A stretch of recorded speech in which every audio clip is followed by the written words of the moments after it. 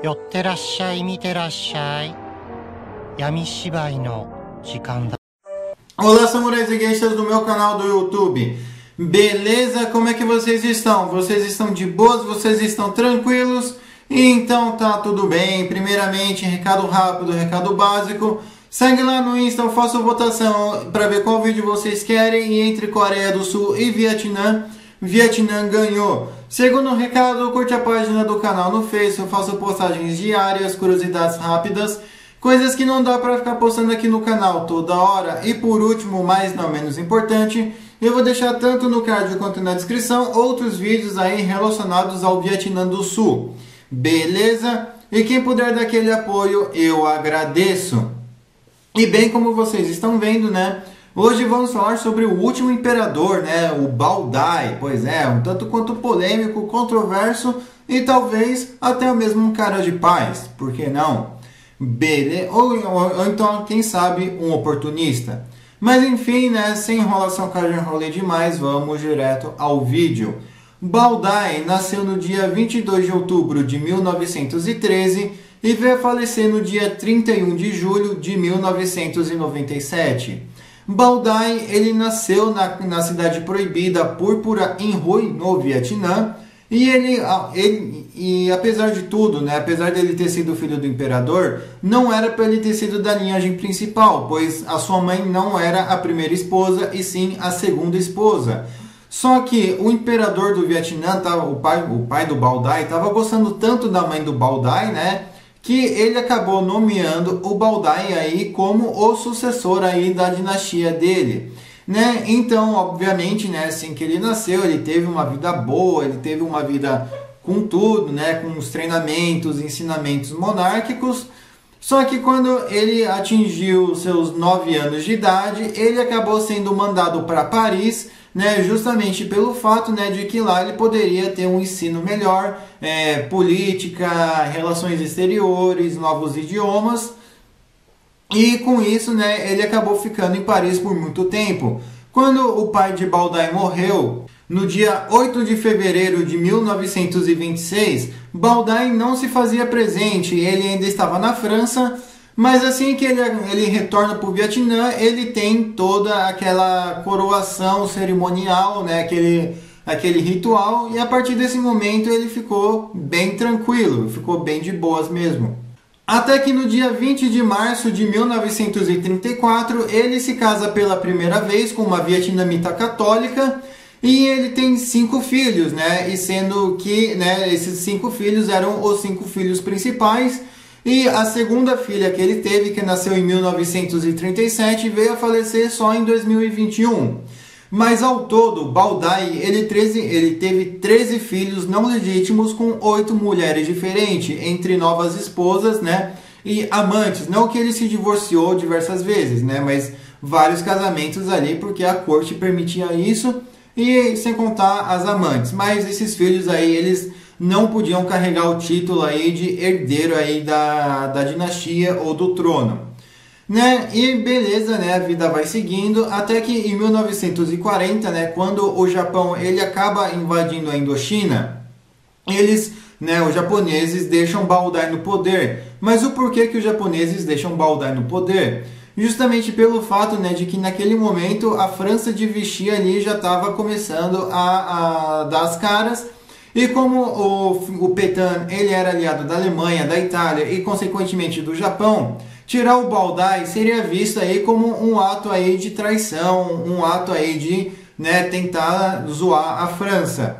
Então, né, a partir desse momento, né, o Vietnã ele passou a ser administrado por pelo Japão e pela França, uma administração nipo-francesa ou franco-japonesa. Né? Só que a partir de 1945, né, quando Philippe Pétain caiu e quando Charles de Gaulle subiu ao poder, tanto o Bảo Đại quanto o Japão, né, na verdade o Bảo Đại declarou independência porque o Japão quis, né, numa esfera aí de prosperidade aí da Ásia. Então eles vão lá e declaram independência e também, né, é formado aí o Império do Vietnã. E o próprio Bảo Đại envia, né, uma carta aí para o Charles de Gaulle dizendo que não era nada pessoal, mas que eventualmente aí a independência iria vir. E não só isso, né, mas como o próprio Império do Vietnã acaba literalmente entrando no eixo nos 45 do segundo tempo, ó, literalmente, né, os 45, né, e declarando guerra aí aos aliados.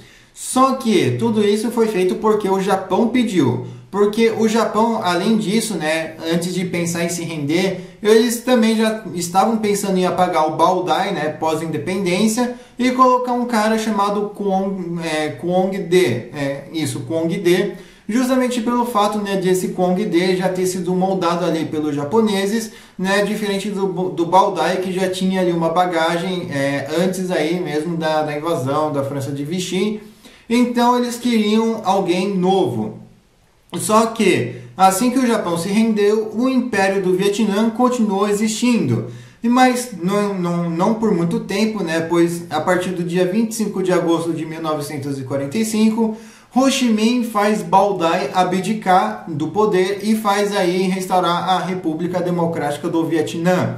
Só que tem um porém, Ho Chi Minh e Baodai estavam trabalhando juntos, né? Pois tanto Ho Chi Minh quanto Baodai, eles estavam sim trabalhando numa independência, tanto é que Baodai foi nomeado como o conselheiro supremo, né, só ficando abaixo de Ho Chi Minh, e ambos aí pensavam no povo vietnamita, pensavam no Vietnã unificado, pensavam no Vietnã próspero, sem colonizadores.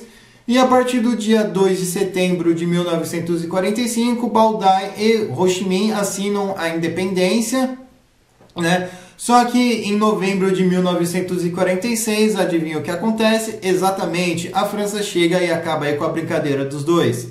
Só que nesse tempo, né, o Ho Chi Minh ele ainda continua no Vietnã e o Baodai ele vaza para a China.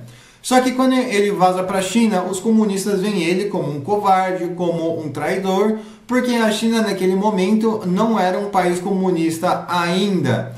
Então, né, os comunistas passam a ver o Baodai com maus olhos e passam até mesmo a abandonar o Baodai e deixar ele aí se virar por conta própria.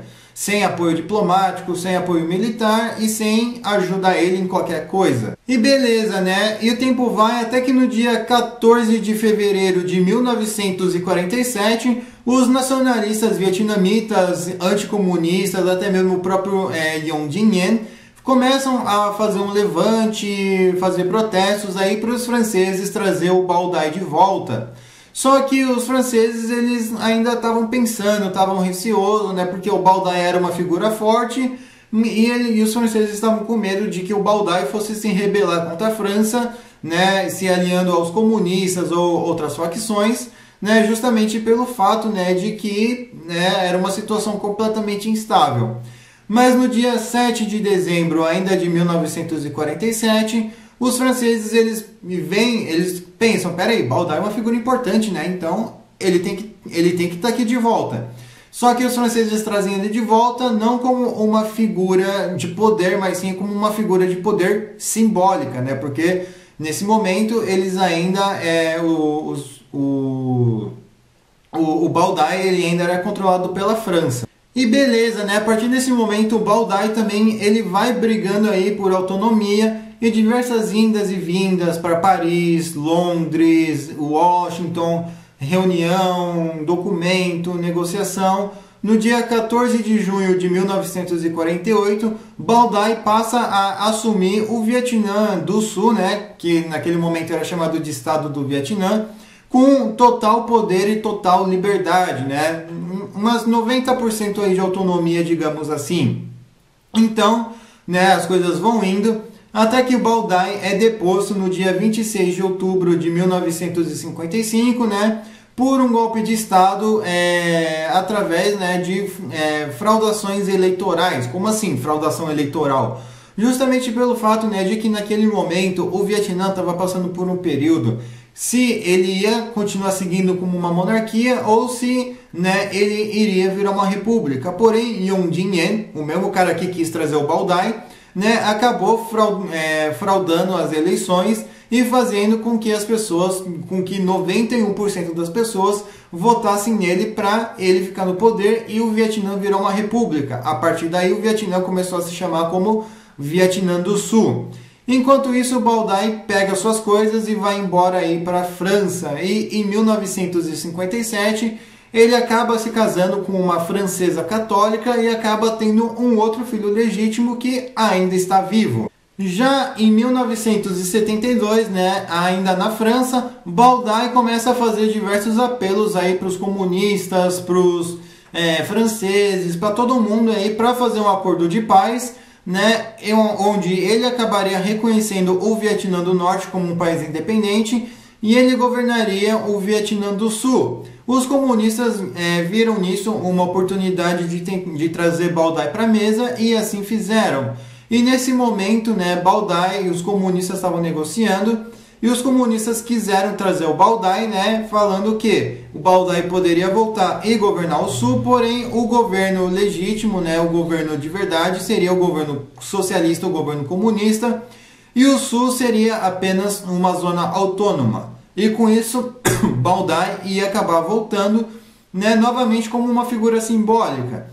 Mas ele acaba recusando, os comunistas acabam recusando também ter o Vietnã dividido, pois ambos queriam a unificação, mas né, aconteceu que o Baldai tentou conversar ali e tal, mas não deu certo.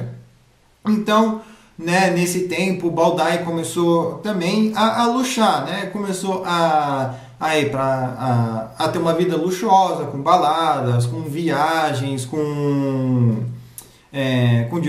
comprando diversos iates, dando diversas festas nesses iates, né? Tanto é que muitos vietnamitas aí da diáspora começaram a chamar o Baldai aí de imperador de boutique, imperador de luxo,